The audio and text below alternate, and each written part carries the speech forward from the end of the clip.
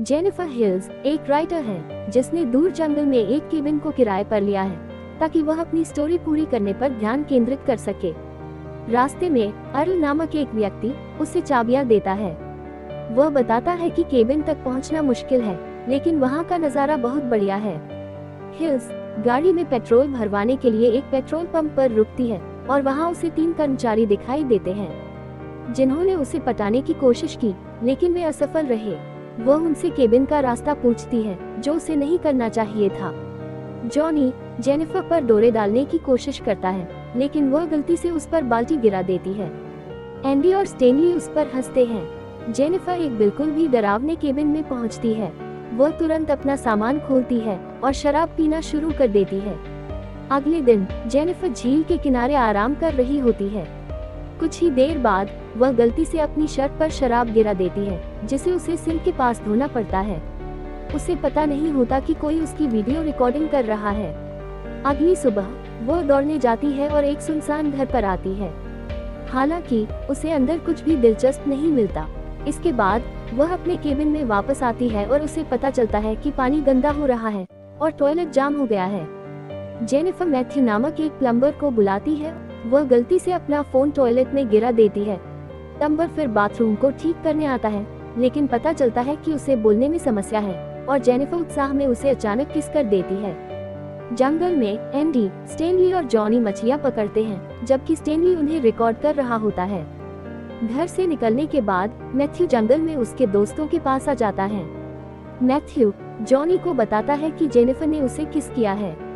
Stanley उन्हें Jennifer का कल रात का वीडियो दिखाता है, जिसे देखकर जॉनी भड़क जाता है। वह अपनी बातों से इशारा करता है कि वह कुछ करने जा रहा है। उस रात बाद में जेनिफर को घर के आसपास अजीबोगरीब आवाजें सुनाई देती हैं और वह असहज हो जाती है। जेनिफर अपने दरवाजे पर एक मरा हुआ पक्षी पाती है। हिल्स केबिन के चारों ओर ये देखने के लिए जाती है कि क्या कोई है, लेकिन उसे बाहर कोई नहीं मिलता। लेकिन जब वह अपने लैपटॉप पर वापस लौटती है तो उसे जॉनी और उसके दोस्तों की एक सेल्फी मिलती है। अचानक जॉनी और उसके दोस्त कमरे में घुस जाते हैं। वे उसे परेशान करना शुरू कर देते हैं, जबकि स्टेनली एक हैंडीकैम लेकर चलता है। जॉनी मैथ्यू को भी कमरे में घसीटता है, हालांकि वह इस सब का समर्थन नहीं करता। डरी हुई जेनिफर उन्हें ये बताने की कोशिश करती है कि उसका बॉयफ्रेंड जल्द ही आने वाला है, लेकिन इसे उनका हौसला नहीं टूटता। जॉनी उसे शराब पीने के लिए मजबूर करता है और वह डर के मारे शराब पीती है। जॉनी उससे अपने दांत दिखाने के लिए कहता है। वह बेसबॉल बैट से उसे धमकाना शुरू करता है। आखिरकार वह वही करती है जो जॉनी कहता है। इसके बाद वह एक बंदूक निकालता है और उसे उसके मुंह में ठूंस देता है, लेकिन इस बार वह बोतल लेती है और उसे उसके घुटने पर पटक देती है, जिससे उसे पेपर स्प्रे लेने का मौका मिलता है और वह बाहर जंगल की तरफ भाग जाती है। जब वह जंगल से भागती है तो वह अर्ल से मिलती है, जो केबिन का मालिक है। आंसुओं में वह उन्हें अपने साथ हुए हमले के बारे में सब कुछ बताती है और मदद की गुहार लगाती है। शेरिफ फिर अर्ल को वापस जाने के लिए कहता है और चीजों को सुझाने के लिए उसके साथ केबिन में जाता है। जैसे ही वे वहां पहुंचते हैं, उन्हें पता चलता है कि केबिन खाली है, इसलिए शेरिफ इधर उधर देखने लगता है। जब उसे एक व्हील जॉइंट और एक टूटी हुई शराब की बोतल दिखाई देती है, तो वह उससे सवाल पूछना शुरू कर देता है। वह उससे कहता है कि उसे उन पुरुषों के बारे में झूठे आरोप लगाने का कोई अधिकार नहीं है जिन्हें वह बचपन से जानता है। इसके बाद शेरिफ उसके शरीर की तलाशी लेता है, जो उसे छूने के बहाने से ज्यादा कुछ नहीं है। अचानक जॉनी और उसके दोस्त वहां आ जाते हैं। फिर शेरिफ उसके साथ मारपीट करना शुरू कर देता है, जबकि बाकी लोग देखते रहते हैं। जब वह वापस लड़ने की कोशिश करती है तो जॉनी उसे पकड़ लेता है और वे जेनिफर की गुहार को अनदेखा करते हुए बारी बारी उसके साथ जबरदस्ती करते हैं। जेनिफर उठती है और नदी के ऊपर बने पुल की ओर चलने लगती है। वे सब उसका पीछा करते हैं और शेरिफ उसे गोली मारने के लिए तैयार हो जाता है, लेकिन वह तुरंत पानी में कूद जाती है और गायब हो जाती है। वे उसकी सतह पर आने का इंतजार करते हैं, लेकिन वह नहीं आती, इसलिए वे नदी के किनारे इस उम्मीद में चलते हैं कि उसका शव मिल जाएगा, लेकिन वे खाली हाथ लौटते हैं। शेरिफ घबरा जाता है, इसलिए वह लड़कों से उसकी कार और केबिन से उसकी सारी चीजें हटाने और स्टेनली द्वारा रिकॉर्ड किए गए टेप को जलाने के लिए कहता है। वह घर पर शाम ऐसे बिताता है जैसे कुछ हुआ ही न हो। अगले दिन शेरिफ केबिन की चाबियां मालिक को वापस कर देता है और बस इतना कहता है कि जेनिफर एक शराबी थी और वह चली गई है। मैथ्यू अपराध बोध में डूब रहा है। एक महीने बाद शेरिफ को केबिन का मालिक बताता है कि कोई जेनिफर के बारे में पूछ रहा है, क्योंकि वह 1 महीने से नहीं दिखी है। इस बीच स्टेनली घबराकर अपने दोस्तों के पास भागता हुआ आता है और कहता है कि किसी ने उसका हैंडीकैम चुरा लिया है। यहाँ वह बताता है कि हैंडीकैम में जेनिफर के साथ जो कुछ भी हुआ उसकी रिकॉर्डिंग भी है। इससे जॉनी को गुस्सा आता है, वह स्टेनली को पीटना शुरू कर देता है। अगले दिन शेरिफ घर लौटता है और पाता है कि किसी ने उसकी पत्नी को एक टेप भेजा है। वह जेनिफर के साथ अत्याचार वाला टेप है। क्रोधित शेरिफ तीनों से भिड़ जाता है, विशेष रूप से स्टेनली से, ये सोचकर कि वह उसके साथ एक मजाक कर रहा है। जॉनी निष्कर्ष निकालता है कि मैथ्यू इस सब के पीछे है, क्योंकि मैथ्यू कहीं नहीं मिल रहा है। उस दिन बाद में शेरिफ अर्ल के साथ शिकार पर जाता है। जैसे ही वे आराम करने के लिए बैठते हैं, वह अचानक उसे गोली मार देता है, क्योंकि उसने शेरिफ को जेनिफर को अपने साथ केबिन में वापस ले जाते देखा था। इस बीच मैथ्यू खाली पड़े केबिन में जागता है और अचानक सोफे पर बैठी जेनिफर को देखता है।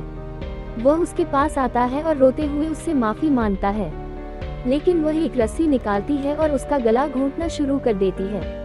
उसी दिन स्टेनली और एंडी मैथ्यू की तलाश में जंगल में जाते हैं, जब तक कि उन्हें संगीत की धीमी आवाज सुनाई नहीं देती, जो उन्हें उसी घर तक ले जाती है जिसे जेनिफर ने फिल्म की शुरुआत में देखा था। जब स्टेनली अकेले बाहर होता है तो वह चौंक कर जेनिफर के सामने आ जाता है, और जैसे ही वह करीब जाता है वह जाल में फंस जाता है और दर्द से चीखने लगता है। इससे एंडी को उसे बचाने के लिए आना पड़ता है, लेकिन जेनिफर उसे सिर पर मार देती है। कुछ समय बाद स्टेनली को होश आता है और पाता है कि उसे एक पेड़ के तने से बांध दिया गया है। जेनिफर उसका वीडियो बनाती है और जबरदस्ती मरा हुआ चूहा उसके मुंह में ठूसती है। इसके बाद वह उसकी पलकों में हुक लगाती है और उन्हें पेड़ पर बांध देती है। उसे रिकॉर्ड करते समय जेनिफर एक मछली के अंदरूनी हिस्से को स्टेनली के चेहरे पर फैला देती है। कुछ समय बाद उसकी आंखें पक्षियों द्वारा खा ली जाती हैं और वह खून से लथपथ होकर मर जाता है। जब ये सब चल रहा होता है तो एंडी जाग जाता है और खुद को बाथटब के ऊपर कुछ तख्तों पर बंधा हुआ पाता है। टब में पानी बढ़ता रहता है। तभी जेनिफर उसे देखने के लिए अंदर आती है। जेनिफर एंडी के सिर को बार बार पानी में डुबाना शुरू कर देती है। उसकी विनती को अनदेखा करते हुए वह पानी में कुछ एसिडिक पदार्थ डालती है। फिर वह उसके नीचे से एक तख्ती हटाती है, जिससे उसे अपने शरीर का वजन खुद संभालना पड़ता है। जब वह खुद को और संभाल नहीं पाता तो बार बार एसिडिक पानी में डूबता है, जब तक कि उसकी मौत नहीं हो जाती। इसके बाद जेनिफर जॉनी से गैस स्टेशन पर मिलती है और उसे बेहोश कर देती है। अपने दूसरे दोस्तों की तरह जॉनी भी बंधा हुआ और नंगा उठता है। जेनिफर ने लगाम को जोर से खींचा और उसके दांत निकालने शुरू कर दिए, जिससे वह डर के मारे पेशाब करने लगा। इसके बाद वह लगाम हटाती है और एक बंदूक निकालती है, जिसे वह उसके मुंह में डाल देती है, लेकिन वह अभी भी हंसता है। वह कैंची निकालती है और उसके प्राइवेट पार्ट को काटकर उसके मुंह में डाल देती है। जॉनी खून से लथपथ होकर मर जाता है। शहर की दूसरी तरफ शेरिफ को अपनी बेटी का फोन आता है, जो उत्साहित होकर घोषणा करती है कि उसकी नई शिक्षिका मिलने आई है। वह पूरे आत्मविश्वास के साथ शेरिफ को अपना नाम बताती है, जिससे वह घबरा जाता है। अपने परिवार की सुरक्षा की चिंता में शेरिफ घर भागता है, और जब वह वहां पहुंचता है तो पाता है कि उसकी बेटी चली गई है, क्योंकि जेनिफर ने उसे बाहर घूमने के लिए कहा था। वह तुरंत उसे खोजने के लिए खाली पड़े खेल के मैदान में जाता है। वहां भी उसकी बेटी नहीं है। हालांकि जब वह अपनी कार में वापस आता है तो जेनिफर उस पर हमला कर देती है।